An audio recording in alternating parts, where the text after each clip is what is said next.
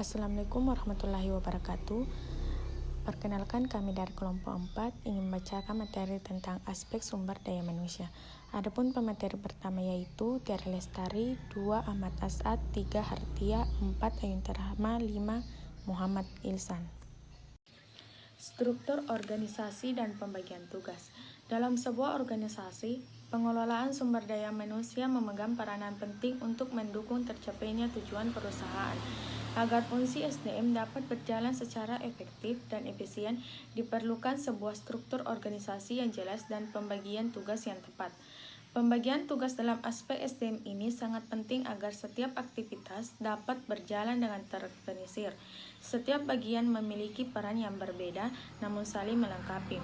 Mulai dari perencanaan kebutuhan SDM, proses perekrutan, pengelolaan administrasi kepegawaian, pelatihan dan pengembangan, hingga penilaian kinerja dan pemberian kompensasi.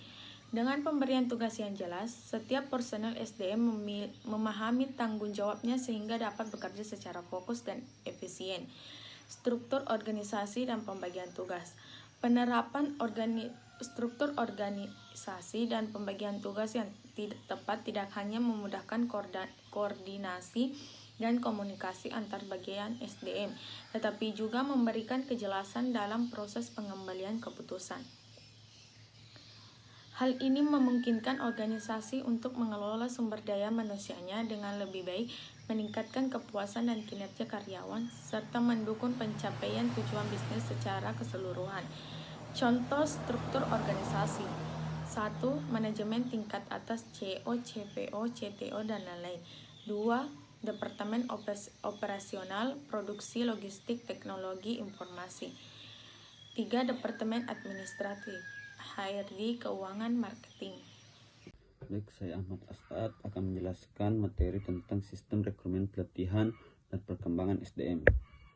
Dalam manajemen sumber daya manusia, sistem rekrutmen, pelatihan, dan perkembangan sumber daya manusia merupakan tingkat pilar utama yang saling berkaitan dengan dan sangat penting untuk menjamin ketersediaan tenaga kerja yang berkualitas serta meningkatkan kemampuan karyawan secara berkelanjutan. Sistem rekrutmen adalah proses yang dirancang untuk menarik, menyaring, dan memilih kandidat terbaik yang sesuai dengan kebutuhan organisasi. Sistem ini mencakup berbagai tahap, mulai dari perencanaan kebutuhan tenaga kerja, pengumuman lowongan kerja, seleksi administrasi wawancara, hingga pengujian kompetensi. Sistem rekrutmen yang efektif yang membantu organisasi mendapatkan tenaga kerja yang tidak hanya memenuhi kualifikasi dan kompetensi yang dibutuhkan, tetapi juga memiliki potensi untuk berkembang dan berkontribusi maksimal. Sistem penggajian dan kesejahteraan karyawan. Dalam manajemen sumber daya manusia, sistem penggajian kesejahteraan karyawan merupakan 2 aspek penting yang sangat memengaruhi kepuasan kerja, motivasi, dan produktivitas karyawan. Organisasi yang memiliki sistem kompensasi yang adil dan program kesejahteraan yang baik akan lebih mampu mempertahankan karyawan yang berkualitas serta meningkatkan loyalitas dan semangat kerja. Sistem penggajian adalah proses perhitungan dan pembayaran upah atau gaji kepada karyawan atas pekerjaan yang mereka lakukan dalam periode tertentu. Penggajian yang harus dilakukan secara adil, transparan, dan sesuai dengan ketentuan hukum ketenagakerjaan yang berlaku. Kesejahteraan karyawan merujuk pada segala bentuk fasilitas, program, dan kebijakan yang disediakan oleh organisasi untuk mendukung kualitas hidup dan kenyamanan kerja karyawan. Tujuannya adalah menciptakan lingkungan kerja yang sehat, seimbang, dan mendukung produktivitas kerja. Dalam manajemen sumber daya manusia, salah satu aspek sangat krusial yaitu menentukan tenaga kerja yang tepat untuk organisasi. Selanjutnya adapun poin-poinnya yaitu 3 poin. Yang pertama, jumlah tenaga kerja, yaitu merujuk pada banyaknya karyawan diperlukan oleh organisasi untuk menjalankan berbagai fungsi dan aktivitasnya. Penentuan jumlah ini harus didasarkan pada analisis beban seperti kerja target, produksi, dan kapasitas dan kapasitas organisasi. Selanjutnya poin kedua yaitu kualifikasi tenaga kerja. Kualifikasi tenaga kerja yaitu standar pendidikan, pengalaman, dan keahlian dasar yang harus dimiliki oleh calon karyawan untuk dapat melaksanakan tugasnya dengan baik.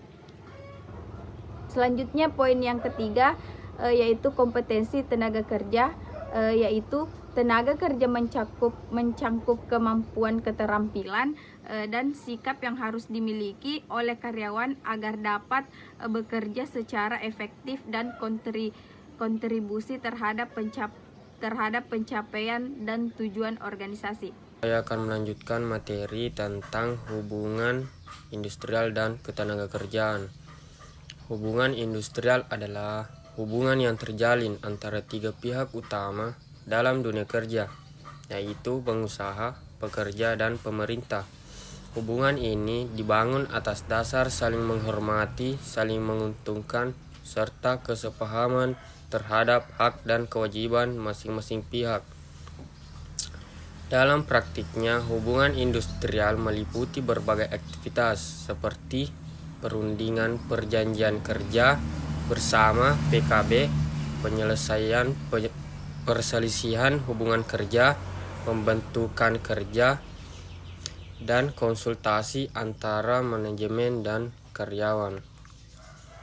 Tujuan dari hubungan industrial adalah untuk menciptakan hubungan kerja yang kondusif, mengurangi konflik, dan menjaga kelangsungan usaha serta perlindungan hak-hak pekerja.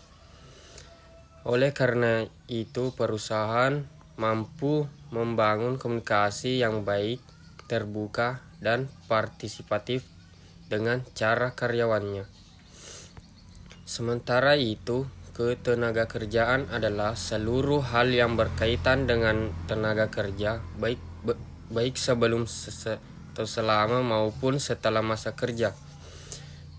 Ini mencakup aspek-aspek seperti rekrutmen, penggajian jam kerja, jaminan sosial, perlindungan hukum, hingga pemutusan hubungan kerja (PHK). Dalam konteks ini, perusahaan wajib mengikuti peraturan perundang-undangan seperti Undang-Undang Ketenagakerjaan dan peraturan turunan lainnya agar tidak terjadi pelanggaran hak karyawan. Manajemen sumber daya manusia memiliki peran sentral dalam memastikan bahwa seluruh aspek ketenagakerjaan dijalankan dengan adil, transparan, dan sesuai dengan hukum. Selain itu, HR juga menjadi penghubung antara perusahaan dan serikat pekerja atau lembaga pemerintah jika terjadi sengketa atau perlu dilakukan mediasi. Terima kasih. Assalamualaikum warahmatullahi wabarakatuh.